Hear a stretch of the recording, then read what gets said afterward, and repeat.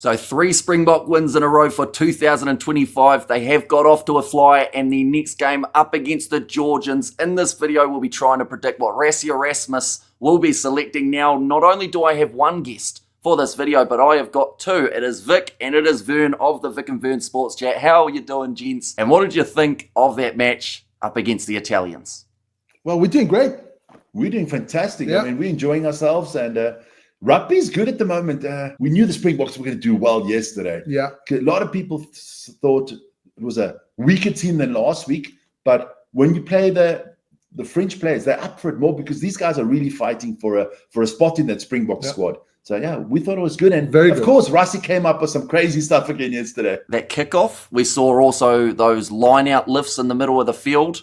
Yeah. How much innovation are we going to see from the Springboks this year, do you think? Are we going to see even more than that? Or do you think Rassie was just giving everyone a little bit of a taste test of what could be to come outside of this season? I call him the nutty professor. I think he goes home and he's like in his studio and he's working out things just to confuse everybody in World Rugby. I think we'll see one or two things. I mean, remember the last World Cup when he came up with that lamp system?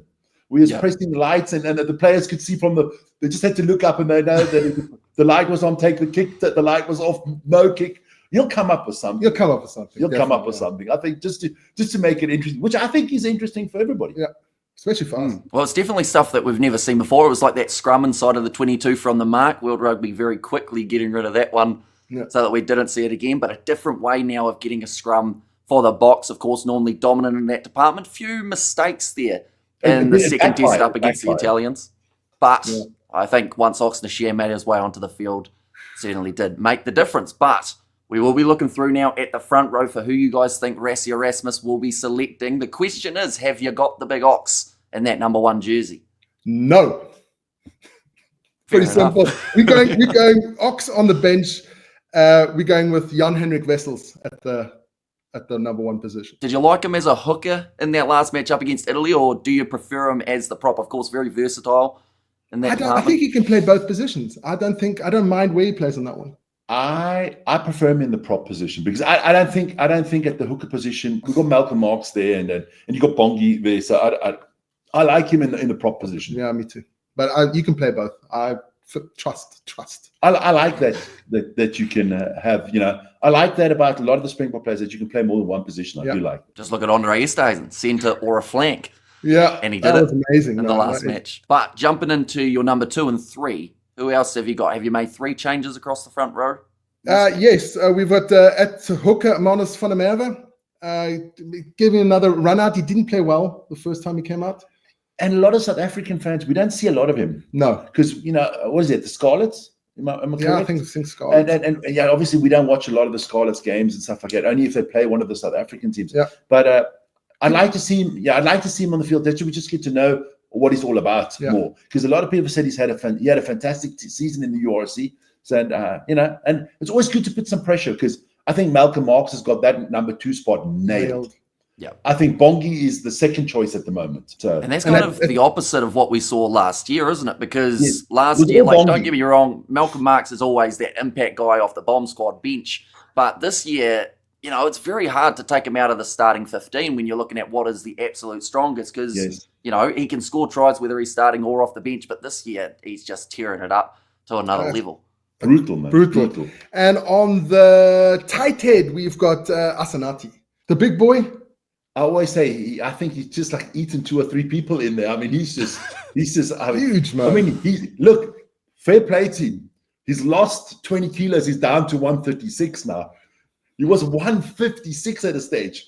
I mean, that is a big boy. Already a huge pack as well for the Springboks in terms of that match last week up against the Italians. Georgia are known for their big kind of physical forwards, though. So maybe you do want that little bit of extra size. And it would be nice to see him go up against them as well. Last week when he was, was it against the Barbarians? Yeah. We almost had a 1-ton pack. We almost hit that 1,000 kilos for a pack. I was like, I don't know if there's ever been a 1,000 kilo pack in rugby. That's a lot of heavy people there, 1,000 kilos on 8 guys. That's a lot, man. Because France have had a couple huge ones in their time, haven't they? Around 980, but I don't know whether the ton has been hit. Maybe that is the next one. That's something to find out. Yeah. I've never known if the ton has been reached. I mean, yes, when they had Chaval or the Chabanal, or what was his name? Sebastian Chaval. Yeah, I mean, when he was playing there, those packs were big from the French. Yeah. That's our front row. It sounds formidable. As always, with the Springboks lineup, you're always going to have those strong, dangerous ball runners, as well as those guys who can pack down heavy in the scrums. And we did see a lot of, well, I want to say dominance, even though there were a few free kicks and penalties against South Africa. It was clear whose scrum was stronger. It was just how they were using the scrum that at times got them in a little bit of trouble. But for myself, I've got 2 similarities to you fellas. I have got Boan Venter as the number 1, someone who we haven't actually seen as of yet for the South Africans. The tricky part for Boan is he's come over from overseas, a little bit similar to Manus van der Merwe, but if they aren't looking at him as a long-term option in the Lucia prop, this game might be the only one that he gets, because we will see some players added in, taken out. Gerhard Stennekamp, I believe, is still out for a bit more time for the South Africans. So if Boan can perform, we saw Thomas du Toit taken off early in their match up against the Italians. So yeah, I'd love to see Venter slot in as their number 1. Number 2, I have gone with Manus van der Merwe, just like yourselves, and then Azanathi Klabakanye as the number 3. I think that Manus, if he is going to be the third choice hooker, we want to see him get some minutes here for South Africa, because you know what Umbanambi can do, whether or not he is in the best form at the moment or not. You know what Malcolm Marx is going to give you, but it's that third choice at the moment. And if Manus can't do it, then I think Jan Hendrik Wessels, in a weird way, does become that third option. They got rid of someone like a Johan Robelaar. No Joseph Dweber. Of course, his lineouts were the thing that let him down a little while ago, but it'll be intriguing. See if anyone else squeezes in for the Rugby Championship. But moving on to my locking duo. This is where I do have 2 changes compared to what we saw in the second test match up against the Italians. So number 4 for myself, I have gone with Eben Etzebeth. They did use him in the first match up against the Italians. Of course, he was nursing a bit of an injury before that stage, on and off. He didn't play in the second match, which was understandable, but he did actually... Now, this might sound harsh, and I do want you guys to correct me if I'm wrong, but Eben got hit the hardest he has in quite some time in that first match up against Italy. They were targeting that man, and it seemed to be every single time he got the ball, someone came flying in from the back and just lined him up. I said it on the live chat. I said, it seems like it's like an honor who can hit Eben the hardest in the Italy game. I said, like, these guys, it's like it's like on their bucket list. Eben, if you can tackle Eben really hard, he was getting nailed big time in the first game. Do you think that was the tactic from the Italians, try and make a bit of a statement up against the enforcer of the South African lineup? I think so. And Eben has to be careful, because Eben has had a lot of concussions this year already. Yeah. He was been out for a while this season, long time this season. He's had 2 big concussions already. Somewhere down the line, I mean, you do want to know who your children are in 10 years down the line. He's got to be careful there. He's 1 or 2 big concussions away of. A lot of people in South Africa were even talking about when the second big concussion was, could this be Korea? Yeah. He's got to be careful. So I think he's such an important player for us. I think we might not see him, and then he might get a few minutes against Australia in the championships, and then he'll be there for New Zealand, because in the big games we're going to need him, and in the World Cup we're going to need him. But I don't think he'll play a lot against Australia when they come to South Africa. I don't see him playing a lot against Argentina. We'll keep him for the important ones against the New Zealanders. I guess the big benefit they've got as well is this year it is the loose forwards who are injured, whereas last year it was the locks. That's where we saw so many new players get that chance. Ruan Nokia broke onto the scene with a phenomenal rugby championship. But yeah, number 5, I have not gone with Nokia in this contest. I have gone with Lud Diaka. I thought he was great in the game up against the Barbarians, and he's another guy that's had his fair share of injury troubles throughout the season, but I'd just love to see Eben and Lud Diaka together one more time before heading into that match up against the Kiwis, because I do think that could be the starting 2 that they go with, unless they're looking at a little bit of a makeshift switcheroo like we saw last year. Maybe you look at giving one of those young future Springbok stars that chance up against the Kiwis. But for yourselves, gents, have you made any changes? Are we going to stick with Salman Morat? We think Morat gets another chance. He didn't have a great game. He was, but Morat is never a player that you often, any Stormers game, you don't go, oh wow, Morat was fantastic. Yeah. But you never go like, he played terrible. He's just He's always under the radar. He just does his job kind of player, you know? Yeah. And then I think we're going with Mostert, huh? Franco Mostert. Franco Mostert. Or the man we call Mustard. This boy's mustard, man. Can play lock and loose forward, Yeah. just in case they need that reshuffle. So for Salman Moura, is he also your captain for this game? Depending on, well, we got Sia in the squad, so he won't be captain for us. And we got Jesse Krill in the squad as well. So I think he is third choice captain. I don't think he'll be captain for this one. Alrighty, so you've already given away Sia Khaleesi as your number 6. Who else have you got in that loose forward trio? Vincent Tutuka. Okay. We think he played absolutely stunning in the both games that he did play. Yeah, I mean, look, he got his South African passport a few months back. He's now, is he the first player ever? No. He's the second player. The Beast was from Zimbabwe. That's right. That's only our second player ever that wasn't born in South Africa. And I think he's been fantastic this season. One of the better Sharks this season by far. I'm really happy on that number 7 spot with him and with Peter Steph Toy. I think we got that nailed down. I think number 7 spot, I think we don't have to worry. Yeah. We'll take Ardie Savea if he wants to become South African, no problem. We'll take him. But no, definitely, I think Vincent will start. Yeah. And then in the number 8 jersey, of course, the big switch due to Jesper Wies's suspension. He will not be joining us for this game, nor will he maybe for, at this stage, we will mention it's early enough. We don't know the extent of the suspension, but it's going to be 4 weeks or so, I have a feeling. I hope so, because you should get 4 weeks for stupidity. It was not the best moment from Wiese, definitely because like his brother was going to make his debut a little bit later on in the contest as well. It would have been fantastic to see him out there on the field with Wiese as well, but no,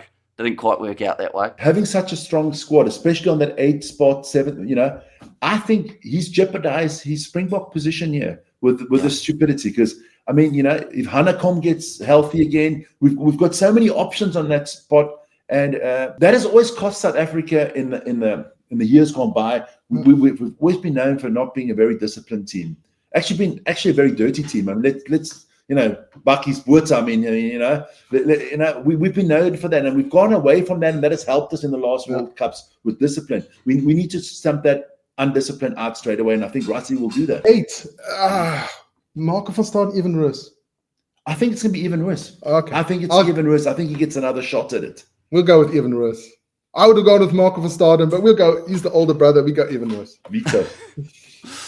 And Evan Roos, he had a decent performance off the bench. He seemed to be physical. And the thing is for him, he was a guy that initially wasn't in the Springbok squad. So know he had a lot of fire under his belly to go out there and perform when he did get the chance. And, Wiese has opened up the golden opportunity for Roos to get not just this game up against the Georgians, but the whole, or if not most of, the Rugby Championship competition. They haven't got a huge amount of options. Cameron Honeycomb out at the moment with the injury. You've got Eldrick Lowe out with an injury too. Jano Augustus, who I know a lot of people were excited to see take on that number 8 jersey for the Boks. They also do have Jean-Luc Dupré as another option, and that is actually who I've selected as my number 8 for this contest, partnering alongside Sia Khaleesi if he is fit for that number 6 jersey. If not, I would probably say either Marco van Staden again, or perhaps they might even look at Quagga Smith as a starting 6 option here up against the Georgians, get a few jackling moments going in the breakdown and perhaps 1 or 2 extra steals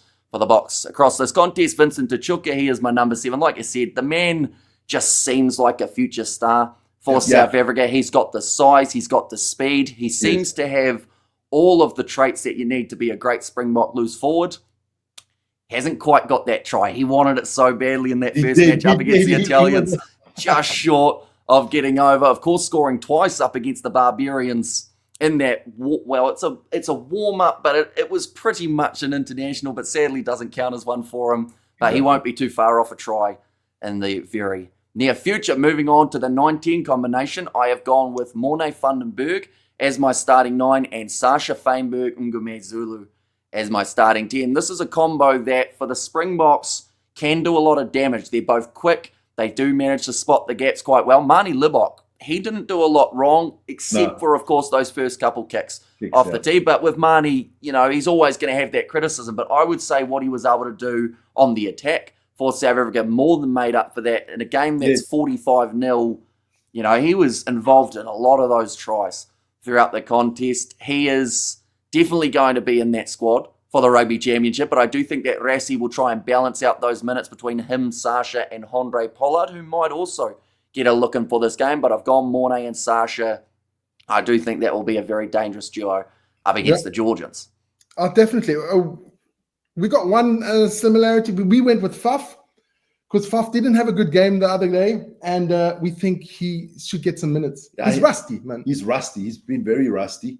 Look, and we went with Sasha. Sasha we as well. Sasha. I mean, you mentioned Marnie. Look, Marnie's like Moses. I mean, he kind of, splits the Red Sea. He kind of splits South African rugby. I mean, either you love Marnie or you hate Marnie. There's no one in South Africa that doesn't have an opinion to Marnie Lebok. I mean, if he makes the kicks, everybody's like, woo, he's the greatest ever. And he misses one kick and everybody's on his case. I mean, I feel sorry for him. I think he's a fantastic rugby player. I just don't think he is he's not a clinical number 10. No. If you're looking for a pure kicker, it's not Marnie. No. But he gives you so many options. I mean, his cross-field kicks is fantastic. So you said you're going with Sasha. With Sasha as well. We're going with Sasha as well. I think we go with Sasha as well, and Faf on the scrum half position. So with those selections up against Georgia, with Faf as your 9, do you see a little bit more of a kicking orientated game, or do you think that the fact that you've got Sasha as the 10, that actually balances out quite nicely between Faf and Sasha? From a number 9 position, I don't think anybody kicks better than Faf off the 9 position. I think he's up and unders off the mauls and the scrums and stuff like that is very good. And what Faf does give you is, because the Georgians are also a very physical team. Faf, he's a little terrier, He's a little terrier. He'll put his body on the line. He'll put his body on the line. A prop will be trying to get through, and he'll dive straight into the prop. Where I don't see Mornay or Grant Williams doing that kind of thing. Yeah. And I think Rassie just needs to see, is Faf still a viable option for the future? Yeah. Faf is in a very difficult situation. He's in a difficult situation. I think he's sitting at home now or in the hotel and he's thinking, I need to really if I get a chance, I have to have a good game, because he didn't have a good game last week. No. And he's been out of the Springbok fray for a while now through injuries and stuff like that. And, and he does play in Japan, so you kind of forget about him a little bit. So we're going with Faf. Yeah. And I do think that this game in particular, with the fact that it's the last before the Rugby Championship, it is a good time to give those guys who may not have their best form one last big chance to be able to prove it. Because, you look at Grant Williams, as well as he played in that first match, I don't think, this sounds weird to say, but I don't think we need to see him before the Rugby Championship. No. Because if he's already dealt with his injuries, the last thing you want is to have him go down here and then lose him for the whole of that championship competition. So he's proven himself. Faf de Klerk, of course, has proven himself in the past, but this season, I think Rassie still wants to see that next little bit of a spark under Faf de Klerk and find that rhythm heading into those important games. Because like you said, those kicking battles up against, well, the thing is, we say kicking battles, but they're not as, I guess, long as you would see up against some of the Northern Hemisphere sides. But Australia will fire a few back. They've got the long boot at the back of Tom Wright. That could be quite a handy option for New Zealand. Beauden Barrett, he likes those chips in behind. If Faf de Klerk can use that territory against New Zealand, that could bode extremely well, no pun intended. But we will now move on to the midfield combo. Who have you gone with in the centres? We've gone with Andre Esterhuizen at the 12 at the inside centre, and the outside centre we're going with Jesse Krill. Okay, so going with a little bit of a shuffle, I guess you could say, compared to what we've seen from those first few games. We might have to play flanker again. So we put Andre in there, and Jesse Krill comes in just because it is Jesse, the man. Yeah. I mean, you mentioned you put Kwaka Smith in your lineup before. I think Andre Esterhuizen and I think Kwaka Smith, their problem is because they're so versatile. Sometimes I think like a Kwaka, he's always on the bench. He hardly ever gets to start because he's so versatile. Because as a coach, you're saying to yourself, if something happens, he can play 4, 5, 6, 7, 8. He can do that for me. Same with Andre Esterhuizen. He can play 11, 12, 13, 14. He can play the 15 if you need him. He can play the 7, the 6 if you need him. So I think those guys, versatility kind of, some players suffer under versatility for starting positions, but they profit again for being on the bench. And I think he's one of those, but I would go with that as well. Yeah, definitely. Alrighty, so I've got a little switch compared to you fellas. Number 12, I have got Andre Esterhuizen. He is pretty much the same as Grant Williams in a way that I wouldn't be surprised if they say, right, you've done your dash for this July internationals. We'd see what you can do. You can be in the Rugby Championship. But at the same time, I think that Rassie still wants to experiment with him a little bit more, see what he can really do because, that dangerous ball running in that second game up against the Italians, just running it flat and hard, having to pack down on the side of the scrums due to Jesper Wiese going off with the red card. He seems to play all of the roles so well. And the player that I've gone with at number 13, this is, of course, dependent on who is captain, because if Sia Khaleesi's out injured and Eben Etzebeth isn't playing, then I think they'll go Jesse Kriel at number 13. But what I've selected here in the 13 jersey is Ethan Hooker to partner with his Sharks teammate in Andre Esterhuizen. It's a little bit of a curveball, I guess you could say, but Hooker's the type of player that we only got to see very briefly off the bench in that game up against the Italians. So I don't think that's enough to book him a spot on the plane for the Rugby Championship. So they need a little bit more, so perhaps giving him a start here. Kane and Moody, same boat as Grant Williams. Looks like he's going to be in great form. Didn't have the best year for the Bulls at times throughout the season. He seemed to lose his confidence in the second half of the year. But now that it's back, you tick it on the list. You go, yep, he's good. Exactly. Leave him alone. Look, he's got his ticket booked. If there's no injuries coming, he's got his ticket booked for the World Championship already. I can't see anything happening to him. But look, I did think he suffered a little bit with the Bulls, where Kurtley Arneson went off to Japan, because they were a fantastic combination there. Yeah. Him and Moody, they were really good there. But no, I don't think we need to see Kane and Moody anymore. All right, so now we move on to the back three. For myself, you just mentioned that man, Kurtley Arneson. He will be my starting number 11 in this game. Makazole Mapimpi having a great performance. He thoroughly deserved a try up against the Italians, and about a minute later after we said that, he did score it, which we are very happy about. Cheslin Colby, he will be my right winger in this matchup.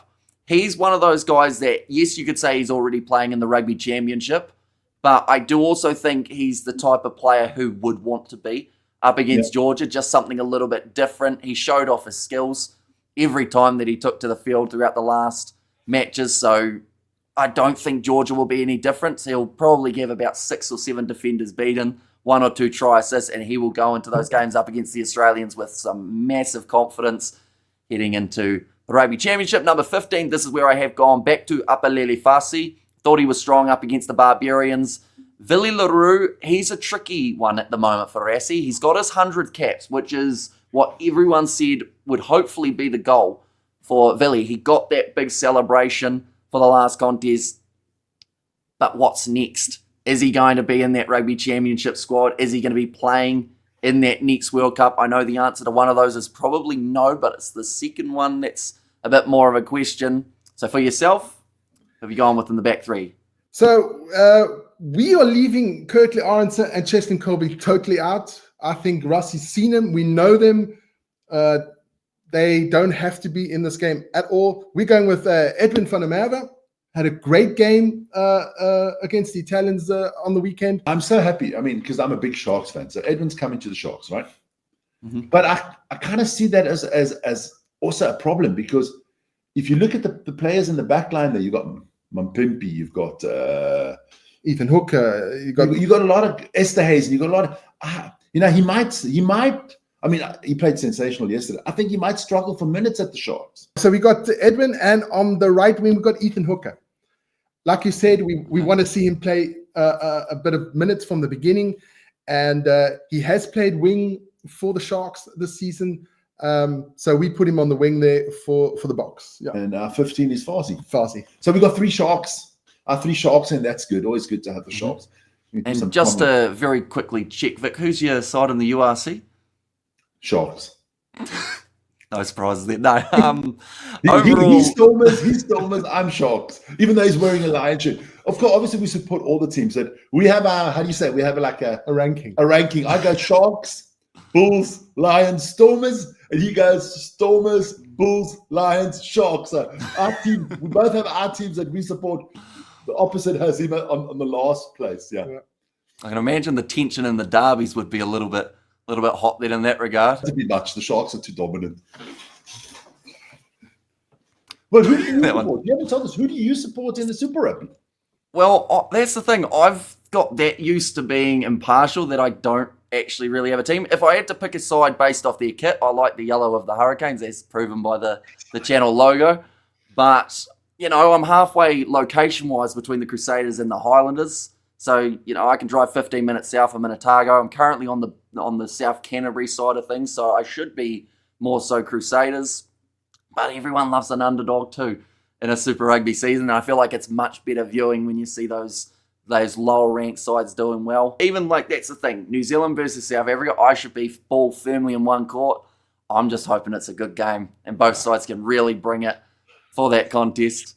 That's not good. No, we are. When it comes to that, we are biased as it comes. I'm telling you that we are biased as it comes. It was our first time doing the Super Rugby games, right? And so I said this year I was going to support the Aussies because I got to get in the Aussies good books. Because if I do want to come to the World Cup, I think at the moment they must have photos of me at the airport not letting me in the country because I was hammering them during the last Rugby Championship. I was bantering them, and I was trying to make up to the Aussies. So I was supporting the Brumbies this year, but my favorite teams in the Super Rugby are the two island teams. I do love Moana and Drua. Yeah. I just find it. There's something romantic about it. Put it that way. There's something romantic about supporting those teams, and I do like a good underdog. Supporting Wales. Yeah. Congratulations to the Welsh, of course. Getting themselves their first win, breaking the winning streak, or breaking the losing streak. Sorry, the winning streak's only just begun. Can you imagine, right? This is, of course, insane to say, right? But imagine Wales now somehow, some way have a miracle and go undefeated till the World Cup. No. But can you imagine? Yes. I mean, look. There was a time when they were world number one in the rankings. Was I born then? I wasn't that long ago. That just shows me. That just shows you that these world rankings do not work properly. Crazy. I mean, I was looking at the world rankings, before the World Cup, and it's like I couldn't listen to the Irish commentators anymore. It's like Ireland, 1-1-1. And I was like, how can you be number one in the world, but you've never won anything? Or at least you haven't won a world. Six Nations, Nations. But hey, let's be honest. The Rugby Championship or the Six Nations, which is the better competition? Tell you what, that is an answer that you cannot give without some controversy either way. I'll give it. Rugby Championship, hands down. Better competition. Well, look, I'll put it this way: you take the two weakest team out of the Six Nations, which is Italy and Wales. You take them out, right? You put the two strongest, South Africa and New Zealand, into the Six Nations, right? It's either South Africa or New Zealand winning the Six Nations. You're politically correct. We get ourselves into trouble because we're not that politically correct. Doesn't matter. No way, man. He's just a nice guy. He's a nice guy. Yeah, he's a nice guy. But we will see whether or not Rassie will be nice to some of the guys who we did have coming off the bench. It was a terrible transition, but we will roll with it. Have you guys gone with the 6-2 split or the 5-3 or the 7-1 or the 8-1? We're going with the 5-3. Alrighty. So for myself, I've gone 6-2. So you guys will have that one less forward, but we will still get your front row. Who have you gone with in this matchup? Got Ox, Bongi, and Vincent Koch. Ox to come on to dominate. Bongi needs the minutes, and Vincent Koch hasn't had a good season. He hasn't a good season. Needs the minutes. He needs the minutes. And I mean, they normally in a normal season you could say they could be the starting three for any Springbok game. But I mean, look, Ox is showing yesterday what he can do. Yeah.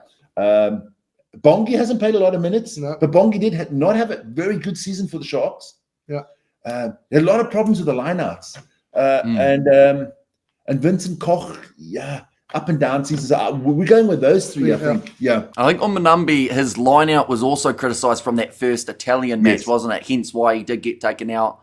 And I know that he is versatile in Jan-Hendrik Wessels, but when you're a hooker and you've been replaced by a guy who plays prop but also sometimes hooker, that's got to be a motivation, doesn't it, for you to say, look, I need to really shore up my game here and get things right. I've gone with Malcolm Marx off the bench. I think he would be extremely strong in this game up against the Georgians alongside Oxen Shat and also Vincent Koch. So a bit the same when it comes to those props, but I've decided Malcolm Marx just for that consistency later on and also to bring a bit more fire to this bomb squad. For 2 weeks in a row, we have seen South Africa score less points in the second half than they scored in the first. Yes. Whereas normally, at the end of a game, they have the sides really worried. Although Italy, I don't think this would be wrong to say, they seem to get angrier and more fired up as the game goes on. And somehow they become more competitive in the breakdowns. It's as if once the gas tank starts to really dwindle, the heart starts to kick in for the Italians. And they just don't want to give up. They were getting turnovers for fun.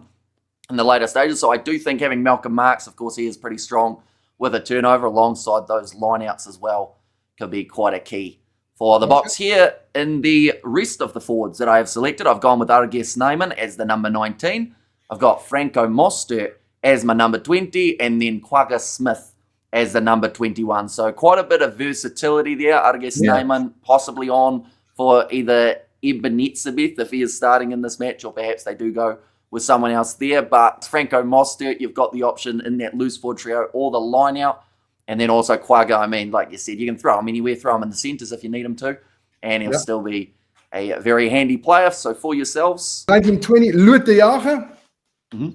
Just because he has been playing quite well. Also had a long injury getting back there. That we resting RG. We know what we get with RG. I think Archie's the problem with Archie is he rarely gets a start.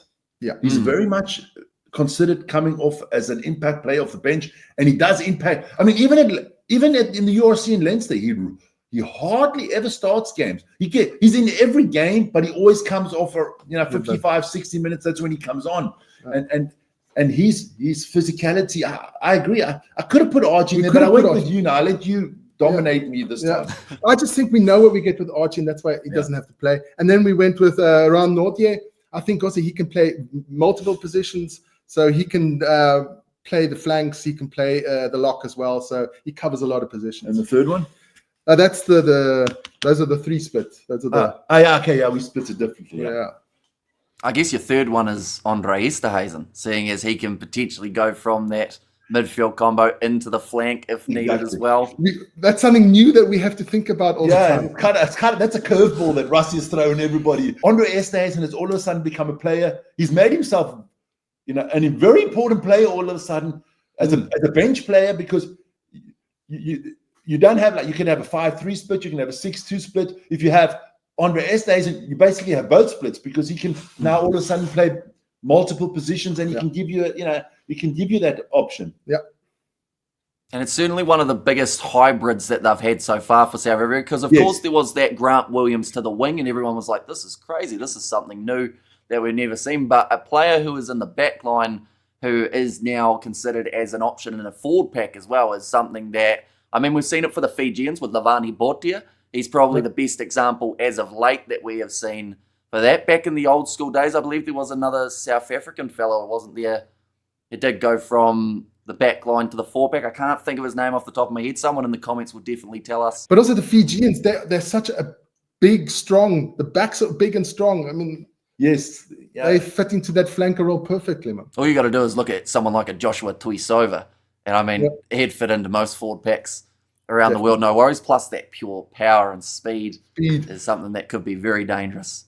Moving forward, now we move on to the speed and the power of the back replacements, which isn't the best transition, because my halfback's probably not known for his speed nor his power. But for you guys, who have you got? 21, Morne from the back. If Case Faf doesn't play too well, we got somebody to bring in afterwards. So Morne will be the 21. At 22, we have Damon Delinde. And at 23, we have Damon Willemse. A lot of Damians off that bench. Yes. Willemse, because he can play multiple positions again. Everything from 10 to 15. Yeah, he gives you a lot of options there. So we took him. We were talking about Willie before. I think it's Fazi and Willemse are going to be our two fullbacks for the future. And of course, you can put Mongazulu in there as well if you need it. So I think we'll see Willemse there. I think I like him a lot. He's a very good player. I like him a lot. Had a little bit of injury problems, but I think he's a good player. And he did seem to struggle in terms of just the injuries at the wrong times, I would say. He'd go the whole URC season fine, and then it was, I think, just after the Springboks announced their squad, I think it was last year, ended up scoring a try and injuring himself in the process, going out for a few months. This year, we saw him get that card right at the worst possible time just before. I think when given chances, Willemse can certainly step up. I do have a question for both of you. Willie Leroux, he's reached the 100, of course. Someone else who they've been looking at a little bit in that 15 jersey, even though he's not in the squad just for now, he was in the extended, is Kieran Horn. Yes. Rugby Championship. You going with experience of Willie Leroux as the third fullback, or are you going with someone like a Kieran Horn? I think sneaking in there. That's a I think we split on that because what I'm basically saying, we're 2 years out now. We're 2 years out from a Rugby World Cup. I'll be honest with you, yes, we want to try to be in the 1 or 2 ranked teams in the world. And of course, you want to win the Rugby Championship. But I wouldn't even care if we lost the Rugby Championship this year. I think it's all about now getting ready. 2 years out, 24 months out for the Rugby World Cup. Me personally, I wouldn't have Willie anymore. I wouldn't even have Sia anymore. I wouldn't go with people like Frans Malherbe. I'd get rid of a lot of the Kobus Reinach, a lot of the older players. If I was Rassie, I'd say, listen here, I go out to the South African public on TV and say, listen here, it's all about the Rugby World Cup. We want that three-peat. I'm building the squad now. If we win the Rugby Championships with the squad the younger squad I'm putting together, well, fine. If we don't, not so bad. We'll take care of that after 2027 again. But the next 2 Rugby Championships for me is total build up for the Rugby World Cup. Because if we can get that three-peat, it's never been done. That's everybody in South Africa wants that. I mean, that's what we want. And I think we should be. I'll agree on you on that one. I concur. You concur. Well done. You concur. I think we can sacrifice. Sometimes you have to sacrifice something to gain something. I think it's time for South Africa now, maybe, to sacrifice these autumn internationals, the Rugby Championship, build the team for 2027. We don't need to win. We won the Rugby Championship last year, fine, great stuff. But that World Championship, the 3rd one in a row, that's got to be it for us. Yeah. Well, the thing is, they're already theoretically 10 years into the 12-year journey, aren't they? We're already up to that almost finish line for South Africa. Of course, there is still the whole competition that has to take place, the Rugby World Cup draw later on this year. But like you said, no side has done it before. And to be honest, there's a chance no side ever does it again. So if they don't do it, that's a long time to wait. That's at least another, 16 years until the opportunity arises. Exactly. So he's already got brilliant depth. There's no denying how many talented players are coming out of South Africa, but it's just about when to pull the trigger on them and when to, unfortunately, it's always tough because Willie Leroux, he's been there since 2013. First game up against the Italians, you build that connection with these players and to have to be the guy that says, look, I know you want to keep playing, but now's the time. It's a little bit similar to what you see in boxing and all those type of ones in football, when the player knows it's now time, but sometimes they just want to keep going that little bit longer. And I'm not saying Willie Leroux hasn't probably got 3 or 4 more years of rugby in him at least, if he is able to stay injury-free, but I just don't know whether Rassie will have him in his more than short-term plans heading forward. I think, ruthless Rusty has to come out now. But it's not. It's hard, man. You have relationships with these players, but you have to be ruthless. I always quote in the National Football League, NFL I always quote the great Bill Belichick. It's better to get rid of a player 1 year too soon than 1 year too late. And I think also for Willie Leroux, if Willie Leroux says I want to play 3-4 years more of rugby, and that'll be club rugby, because in 3-4 years he's definitely not playing for the Springboks. I think it's actually good for his career. Play less rugby, more time to recuperate, that he can have a good game still for the Bulls and have a good career still in the URC. So I think Rassie needs to be ruthless. And how it is. It's always recency bias. 5 years down the line, everybody will look back at Willie Leroux's career and say, what an amazing career he had. Yeah. But I think it's time. I think it's time, and I think Rassie will make that change. But you never know with Rassie. Trying to pick Rassie's brain is like, I don't know, very difficult. There's still a lot of other players, on the fringes that you look. Even at scrum halves. Ambrosi Papier was playing well this season.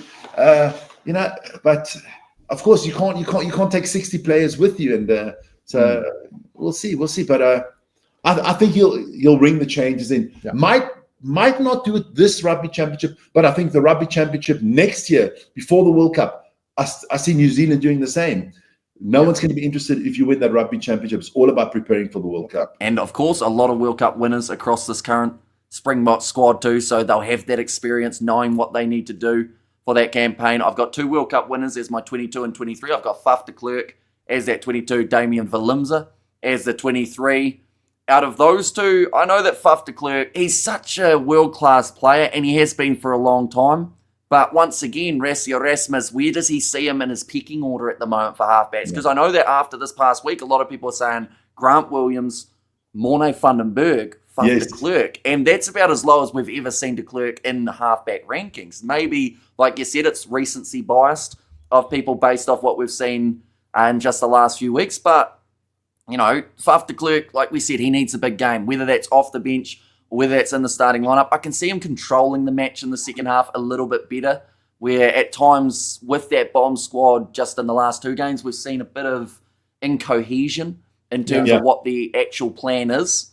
Yeah. But yeah, overall, I think we can all agree that Rassie Erasmus is going to be a strong side up against the Georgians. No matter who you pick across this team, there is talent everywhere. And we'll get a quick score prediction. Even though we don't know the lineups, who do you guys think? Well, I was going to say, who do you think is going to win this? But how much do you think they're going to win by is probably the better question here. I think about 35. What? Plus 35. You think plus 35? Yeah. I'll give you an exact score prediction. Okay. Because you know me, I think the Georgians will score. They won't. The Italians didn't score. So I think the Georgians, because I think the Georgians will take a few kicks and stuff. Okay, the Italians could have scored a lot more points yesterday. They kind of just waved off the penalties, which I think is in international rugby. I think put the points on the board if you can get them on the board. It gives you momentum, which they didn't do yesterday. I'm going to go. I think the Georgians will get 10 points. They'll score a try, conversion, and a penalty, and I'll go 41-10. Very specific. But 41-10. If it is exactly right, you know, people are going to want a lot more predictions from you in the future. That Rugby Championship Eden Park test. I know a lot of people will be asking you about that one. Don't worry. Last World Cup, right? Last World Cup. Before the World Cup even started, South Africa was down in the rankings a little bit. No one had it. I came out and I guaranteed the World Cup. I said to him, I said, I guaranteed the whole path we had. I said, no problem. I mean, this man was hiding in the cellar. He didn't know what to do because we had like those 1-point games and stuff. And I said, don't worry. But you know, my predictions. You have to tell everybody that. I have to tell everybody that. I have to get you a little bit. But no, you know, it's hard sometimes to make predictions because on the one side, you got to use your brains. And you those hard predictions, of course, you know, the predictions of the heart. But this one for Georgia is a brain prediction. Yeah. When it comes to New Zealand, it'll be hard predictions, believe me. Those 2 matches, the big one, Eden Park, everyone talking about it, even though we're still about 3 or 4 games away from it taking place. But nonetheless, do let us know, of course, ladies and gentlemen, who you think Rassie Erasmus will be selecting in his Springboks lineup. But of course, I do thank you very much, Vic, as well as Wern, for coming on the channel. Anyone who hasn't already seen their YouTube channel, be sure to check it out. The link will be in the description. They are extremely funny on their live streams. The banter is flowing. The statistics are rolling every once in a while too. And, you know, they've got a daily news show when it comes to the sport. So if you do like your sport across not just rugby, whether it's sumo, but in fact, I'm going to let you guys list them all back to back, one by one, without repeating any. Let's see if you can get about the 12 that you do. All right. You go first. Rugby. Football. Sumo. Cricket. Formula 1. NBA. NFL. NHL. World hockey. Ice hockey. Major League Baseball. I'm done. You're done. You see, I'm listen. Boxing. Everybody knows I'm the better looking brother and the clever one. Just so I'm gonna put that out there, you know. That's okay. No, but we do a lot of things. But hey, listen here, you guys. Hey, thank you for letting us be a part of your channel. You know, much appreciated. I mean, the man's a savant. Yeah. I mean, I call myself the savant, but this man, I mean, you can just see he just rattles off all these things about rugby. I mean, unbelievable. You're like the encyclopedia of rugby out there, man. And then you get all these Fijian and Samoan names, you know, perfectly. He gets Sasha Mongazuli. He gets all the names perfectly. So I mean, yeah, it's been a pleasure joining you. Yeah. It's really been a pleasure, and hope we can do more of this in the future. Definitely, we've got to do something with New Zealand and South Africa pre-games. We've got to do a little bit of that, and that'd be great. Yeah, maybe even do a live watch along once again because the banter will be. I mean, but like you said, you're quite neutral because we will, you know, we do apologize sometimes for what we say to the New Zealanders and stuff like that. We do love. We've got a lot of New Zealand fans on our channel already, and we appreciate it. But I mean, listen here. I mean, we South Africans, New Zealanders. I mean, we are basically the royalty of rugby. Let's be honest. There should be something in the rugby, you know, written in the rugby laws that at least every 4th rugby tournament is either in South Africa or in New Zealand. I mean, come on. I mean, with this, you know. Well, that's just the way it is. I mean, the English have had it a few times now. Just the way it is. Yeah. Give it to the English. Otherwise, they have no chance anyway. At least they have a wee small chance of winning it. Otherwise, they've got none, man. And that is a great way to offend the English. At the end of this one, any English people who are still watching, we do appreciate you, of course. Of course we do. Love you, man. Well, we're Manchester United fans as well. We love the English. Love the English. Just when it comes to rugby, we got, they have to take a lot, the poor English. Yeah. But they did give us the sport. Let's put it that way. We thank you. We thank you for that. But nonetheless, that's a nice ending note, isn't it? There you go. Thanking the English. Doesn't happen very often, but we're doing it. That's why. But nonetheless, thank you all very much also for tuning in. If you did enjoy, be sure to leave a like and subscribe to the channel, and we will see you all for the next one.